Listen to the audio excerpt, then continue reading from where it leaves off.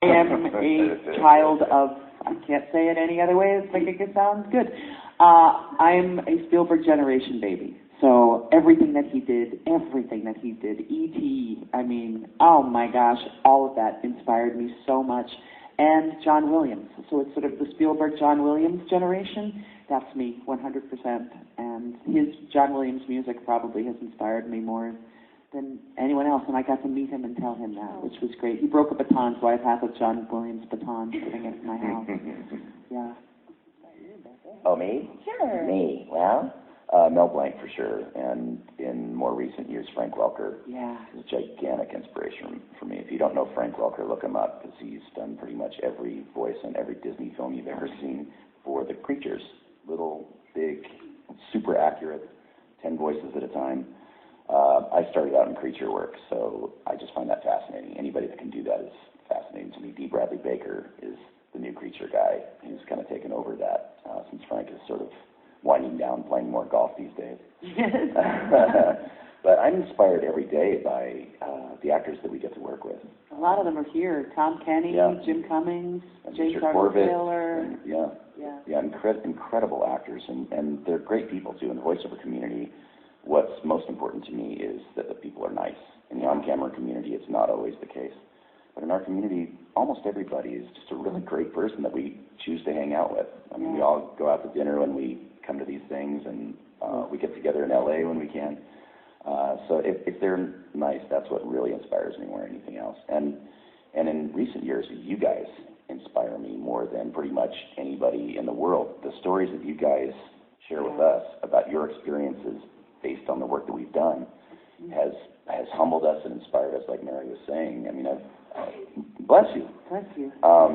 Yesterday, a guy came up and just said, I would not have gotten through the Marines were it not for Cowboy Bebop, and watching that every day. And somebody gave me their mission patch and I just stand there and cry. I'm just like, it doesn't make any sense to me. You go out and protect us, and you actually do real work. And it seems to me that what we're doing is so trivial until somebody says something like that, and then you realize, wow, what we do makes a difference. I cry at pretty much every con. Yeah. And the cosplay and everything. It's super inspiring for us. And fun. Yeah. It's major adulting. I love the fact that we're sort of spreading to the next generation of kids that the whole idea of aging has changed. I mean, you don't have to pack it in and whatever. You can still continue to play Madison, play your whole life and find a way to get paid for playing, and you will be happy forever.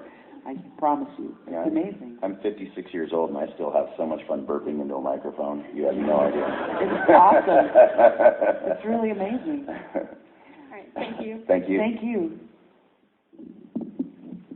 Dragon Ball. What's up, guys? Hey, how you doing?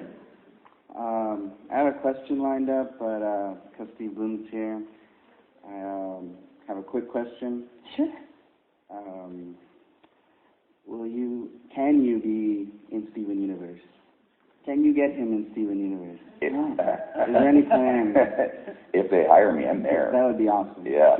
I've auditioned for it before, but I auditioned for a lot of things, and they just chose somebody else. It's probably all of my friends who are working on the show, so I wish them well. And do you have any power? Can you get me on the show? I have no power. I don't have no power on the shows I direct for Disney. I have no power on anything. I just no. But no. I would love to be on it. That'd be awesome. If you know somebody, if you know a guy, tell him I want to work on the show. Or girl, I don't know who's in charge. I don't know. Well, my original question is, I'm very competitive in things that I do. Yeah. I don't know if it's the same for your field, but do you ever see roles or something and you're like, man, I could have played that better?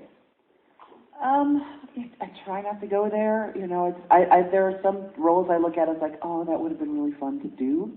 But we try. There's a great documentary out there called I Know That Voice that John DiMaggio, who plays Bender in Futurama, put together, and it really describes what the voiceover community is about. And we're competitive, and I wish I'd gotten a chance, to try that role and everything else, but there's also a sense of our community of, wow, I'm really not right for this role. You should get Kari Wahlgren. I'm too deep. Get Kari. Or I'm not scratchy enough. Get Miley Flanagan.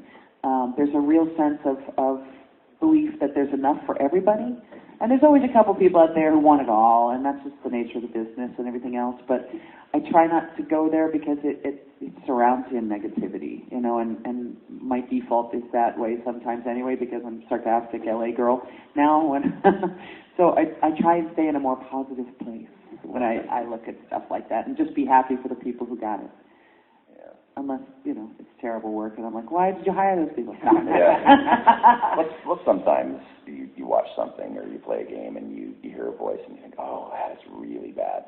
But it's funny because my default is also, I don't think that I could do it better. I just think of 10 of my friends who would be better in that role. That's the first thing that comes to mind. Yeah. Occasionally I think, well, I would have liked to crack at that, but, you know, they didn't pick me, and they didn't pick me for a reason. I don't know what their reasons are on the other side of the glass. Because you're a terrible person. I am a terrible person, and I don't care. No. Yeah, but it's a really generous community, and the competition really is, it's sort of just an inherent thing in it. I think that if you are actively being competitive, I think that's going to bring you down in your career. Yeah. In this career, in entertainment in particular. Because you do tend to obsess on that, dwell on it, and there are a lot of people that I've known in the community who, when they don't get a role, or if they didn't get a chance to read for a role and they see somebody else get it and they've been wanting to play that role forever, it crushes them. It just crushes their soul, and they can't perform. And when you're walking around with that energy, it really sucks out all the joy from your life, let alone the business. So. Yeah. Let it go. Let it go. Don't hold it back. Thanks, guys. Thank you.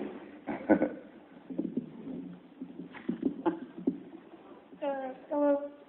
Good morning. I was wondering whether or not you think Cowboy Bebop would be remade, either animated or live action. Well, Keanu Reeves had the rights to make it into a feature film for a long time, and I think, is he just going to hold on to them? And I think they're still trying to get it made. They had a script, and the budget was just too huge, and they couldn't get enough money generated to make the film. Yeah. But as far as I know, he still has the rights, and the intention is to still do it. And Watanabe-san was attached as executive producer. Mm-hmm. So I suppose it could happen. And I actually spoke to Keanu years ago in an airport, and like many of you, I just wondered, you know, what he would be like in a role like that. But he was so deeply invested in it. He had watched the series over and over again, and he wanted to do his own stunts. And I think it could actually be an amazing film. And now that years have gone by, the technology's gotten better too. So I think they could actually make it a bigger and better film. Yeah. As far as the animated thing, I don't think Watanabe-san has any intention to do that. No, I don't think so. I don't think they're going to make more or add to it. I kind of love that they won't. I think it's sort of a perfect series as it is. And he knew it, and he's like, I'm just going to leave it. I'm going to let it go and leave it and make it be this perfect, finite thing that people... It'd be fun if they did like a prequel. I'd love to see the time when Spike and Vicious were together, and I think that would be really cool. And Julia. Yeah, and I just hope if it does show up in any incarnation, they call us at least for cameos. I know. I want to do it. I know. Wouldn't that be fun to see, like, all of us in a bar and just blown away by, you know, Spike or something? I think that would be great. I want to be one of the old men. Now that I'm older, I want to be one of the old men that flies the planes and just sitting there being cranky. You know? All day long. Yeah. That's right. Yeah. I'd love to do that. Make one of them a woman, and I'll do that too. Thank you. Hey, how you doing?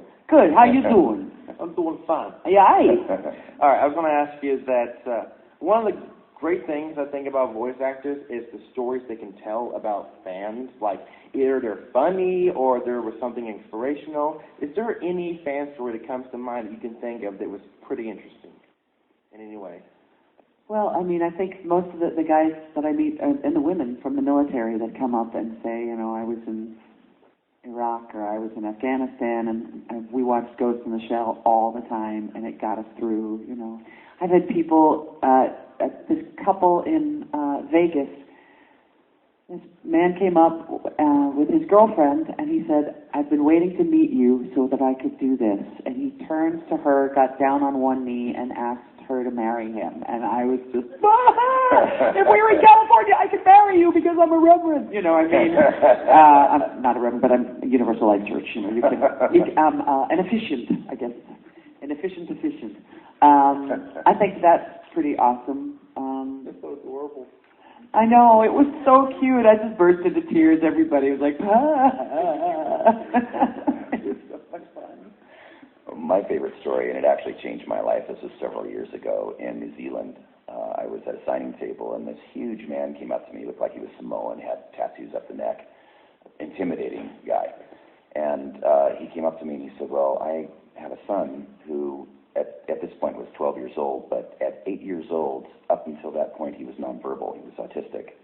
And he would just sit and rock in the corner, and they sort of developed a shorthand for communication, but there was nothing verbal ever, and even the responses were very minimal. And one day, one of our shows was on Digimon, which she also directed, by the way. Digimon came on, and all of a sudden he bolted from the corner and jumped onto the couch, and he was transfixed on the screen, and something had shifted, and he had never seen him move that fast.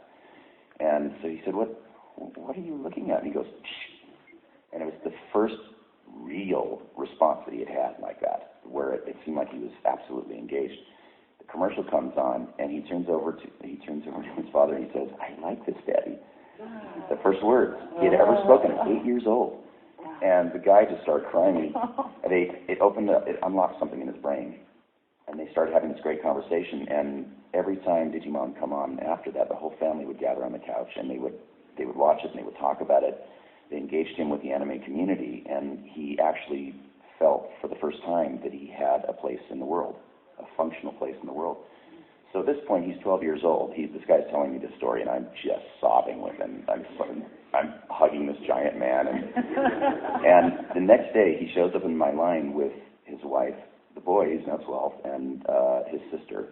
And there are about 20 people back in the line, and I see him, and I excuse myself from the person I'm signing for, and I go back to the line, and he said, this is him. And the little boy starts crying, and I start crying, and the mother starts crying, and we're hugging each other, and the boy was high functioning at this point and has a lot of friends, and that to me, it changed me on a cellular level. I felt like, wow, I'm not just burping and farting into microphones, I'm actually doing something of value here. People are actually responding to this, and if anything that we touch has any kind of impact on people and families like that, then it gives me purpose to keep going forward. So I come to these conventions, it's almost become like a drug for me. I want to hear the stories. It fills me up. It really fills me up, and I want to be of service. That's great. Thank y'all very much. Thank you. It makes me cry every time. Oh my gosh. Yeah, that definitely makes me cry. Group hug. Yeah, I know. Kumbaya. Going with the Fields thing, since I asked about the Fields shows that you haven't seen, what are your favorite anime and non-anime emotional type shows, and also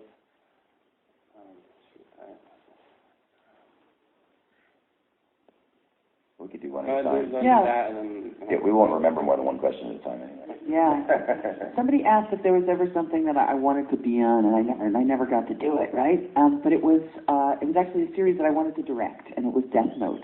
I loved Death Note. I thought that was just incredible. I had never seen anything like that, and I was blown away. I watched the whole series. I watched all the movies, the live-action stuff.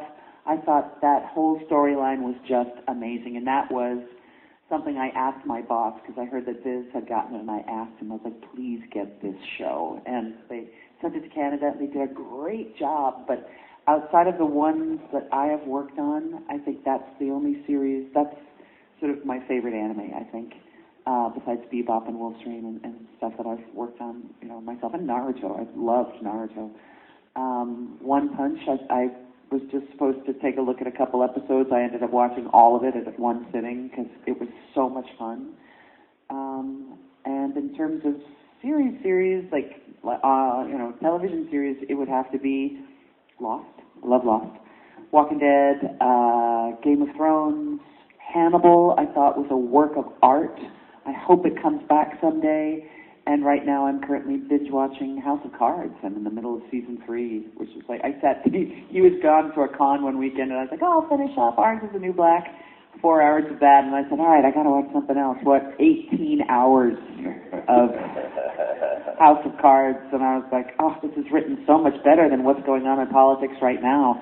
So I'll keep watching that because it's really well written. Bye, guys. Okay, I remember it. Both of your, what are both y'all's most emotional scenes? Not together necessarily, but in general. Oh, I think,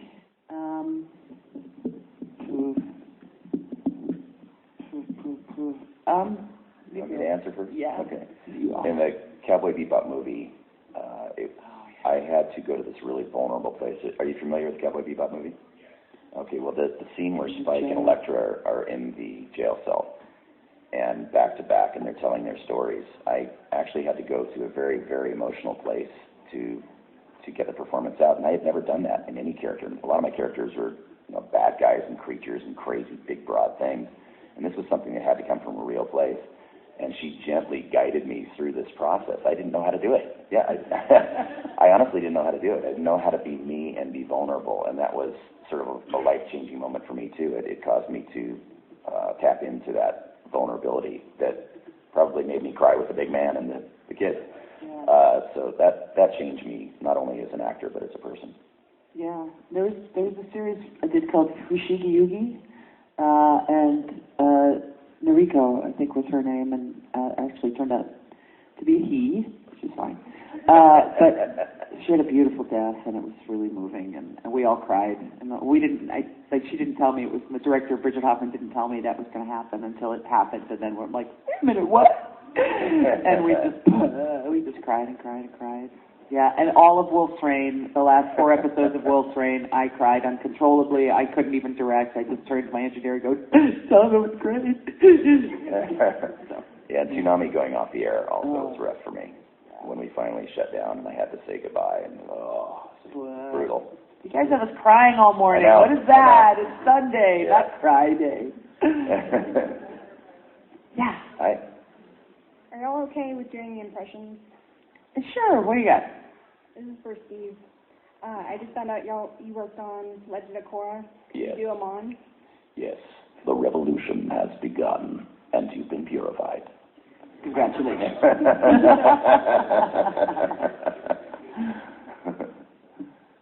Good morning, Princess Leia. I guess I have 2 questions. The first one is kind of like, I just want to get your thoughts on how, the gems all have contrasting personalities, and I was just thinking that it's like Steven, he's a good balance between all of them, because without it, they wouldn't be able to protect the Earth for 1,000 years if they couldn't work as a team. So I was just wondering, how do you think all the personalities balance out with each other? Well, I think it's like any team. It's like anything that you try and everybody's got their strengths and everybody's got their weaknesses. And if they don't have all the strengths and all the weaknesses and all the personality traits and the conflicts and the love, you don't find the balance. So I think it's sort of like anything in life. Everything is perfect in its imperfection, and that's the balance of it all. And then the second one was just, what's your favorite gem? Oh, I don't know. I think garnet, maybe. Yeah. What's yours? Pearl.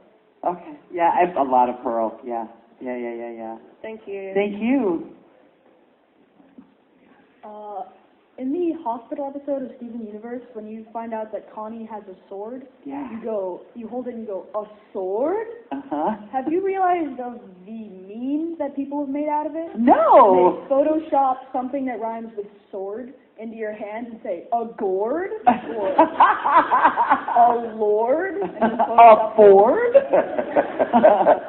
Also, how do you feel about memes about your characters? Are you annoyed, or are you like, that's funny? Oh, it's funny. You have to laugh at it. If we can't laugh at ourselves, we're doomed. We have to laugh at ourselves. You can't take ourselves so seriously. We make cartoons, it affects people in a really great positive way and sometimes a really negative way, but it's cartoons, it's animation. We play. We're the luckiest people alive. So make fun of us.